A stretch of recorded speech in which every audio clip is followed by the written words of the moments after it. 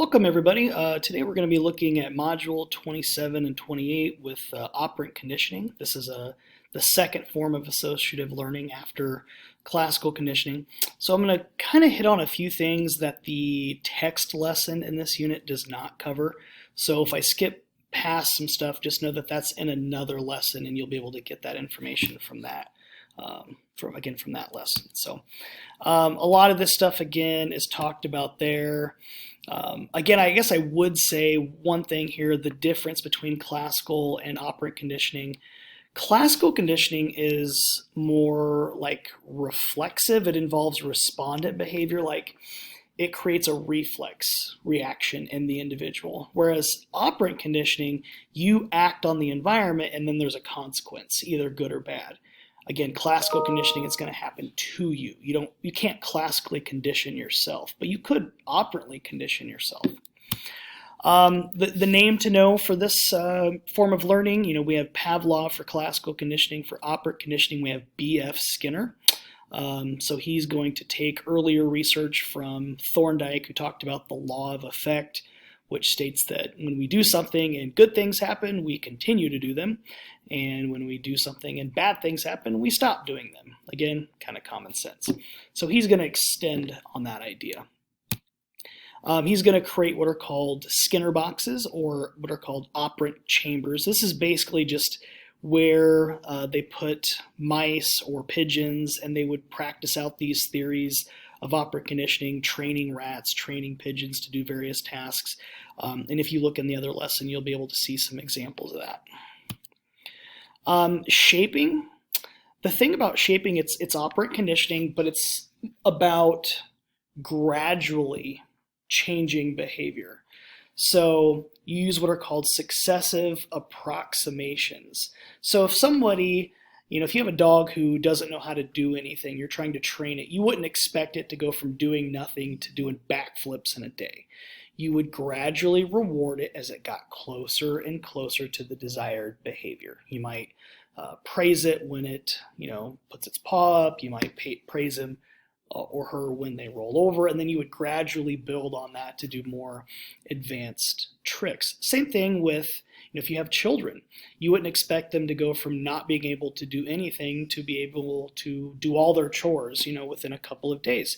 You got to build up to things. So really just think of shaping as like a gradual way of modifying behavior to eventually get to the goal, the desired behavior.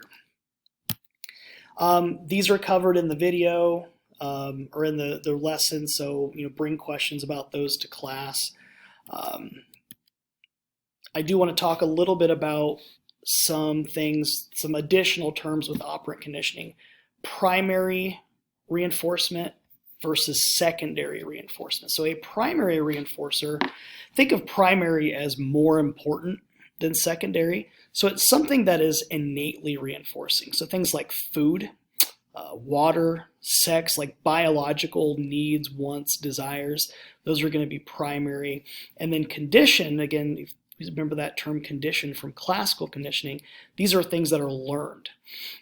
They're also called secondary reinforcers. So we learn to desire these things. And I think one example of this would be, money. You learn that money is useful and that you can use it to get things that you want. The question I always ask myself, is it primary or secondary? Like, would a baby want it? I have a 6-month-old at home. She's not talking about, Daddy, show me the money. She wants food. She wants beverages. She wants to be able to sleep. Those kind of things. So think about more like instinctual needs. Those are primary. Things that we learn are reinforcing, like money, like grades. My second grader's not really talking about their grades, but eventually they'll learn that grades, might be important and they want to do well in school. So that would be a secondary reinforcer. We'll get into, the timing of reinforcement in another video, but one thing that is interesting, this idea of immediate versus delayed. Understand that things that are immediately reinforcing are more powerful than things that are delayed. So if you have something like you can have it now versus you have to wait for it, the immediacy takes priority over the things you have to wait for. And this was demonstrated in what's called the marshmallow study. It's a pretty famous study with children. So they put them in a room and they were told you can have one marshmallow now, but if you can wait 15 minutes, you can have two marshmallows. And they tracked those kids, and the kids that were able to wait 15 minutes for the additional marshmallow, they did a kind of a longitudinal study. It correlated with students who, or with kids who made more money and got better grades. And so that ability to delay gratification. So think about the things in your life that, get in the way, and you kind of have that immediate gratification, and it blocks you from the delayed gratification of maybe getting as good a grades as you want, or achieving other goals that you want. Things that, like our phones, and, watching TV instead of doing our homework, or practicing, or, working out, whatever it is that we want to do to eventually have our long-term goal. So pretty powerful stuff. These get into the schedules. These are talked about in another video. I do want to talk a little bit about punishment. So we'll talk about positive and negative punishment again in another video, but some of the research on punishment, like, is it effective? When should it be used? So you can see here some of the big takeaways. One, if you use punishment, it needs to be immediate and consistent. It needs to be doled out the same way each time. So really what you want is predictability.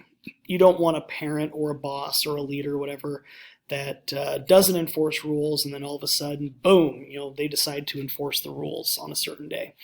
It should also be, fairly immediate. So like you wouldn't, have someone engage in an undesired behavior and then you wait a week and then all of a sudden, remember what you did last week, you're in trouble for that. It's better, it's more effective if the punishment comes immediately. You got to let them know why they're being punished. Otherwise, they basically just learn to fear you, the punisher, and not learn to not do the behavior. So you got to let them know why. Again, if it's not immediate, it doesn't reinforce like, hey, this is what I should be doing, this is what I should not be doing. And if it's not consistent, it's not told, why you did it, a fear of the punisher may develop. So you think about, schools, like, when are consequences assigned? If it's not immediately, you just learn like, oh, well, when I go to school, I get in trouble, so I'm not going to go to school now. Some problems with punishment. It doesn't seem to actually get rid of behavior all the time. People basically learn like, okay, if you get in trouble for, skipping class or cussing in class, you learn, okay, don't cuss in class and don't skip this class, but maybe I can skip another class. It's also correlated, remember that word, correlated with increased aggression. So those that get punished more tend to also have higher levels of aggression.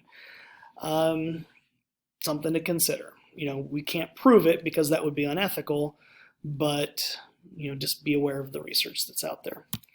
It also, again, it can create fear that generalizes. So, if you get punished at, in one class and at school, maybe that fear generalizes to all of school. It's like, okay, whenever I go to Miss So-and-so's class, I get in trouble. I'm not going to go to school at all. It doesn't necessarily tell you the right behavior. So if you are going to use punishment, you also need to talk about what is the desired behavior. So it's not just, boom, you did something wrong, I'm going to swat you, or, whatever. You need to also have a conversation of what is the desired behavior. It tells you what not to do, but not necessarily what to do. So generally speaking, reinforcement is more effective than punishment. I'm not saying there's never a role for punishment, but generally reinforcement should be used more. It should be used first before resorting to punishment. It talks a little bit in the book about B.F. Skinner's legacy. Some people thought that using operant conditioning was kind of dehumanizing. That's a typo, dehumanized. So if you're, all these studies where they give people rewards and track their behavior. They thought it was a bit manipulative, but Skinner was just trying things out. Trying to do research. What can we do to make society better? How can we use operant conditioning in things like schools and at work? And some of these are still things that are used today and are effective. So all in all, I think his intentions were good. So that's kind of a good place to stop. Again, I know I didn't get to everything here, but a lot of the big ideas about the different types of conditioning, so like positive reinforcement, negative reinforcement, those kind of things, those are talked about in the text lesson, and we can totally go over those in class when people have questions. So this is just to kind of cover anything we didn't get to from that lesson. So I think that's a good place to stop. As always, we'll see you in class, and please bring questions. Thanks, guys.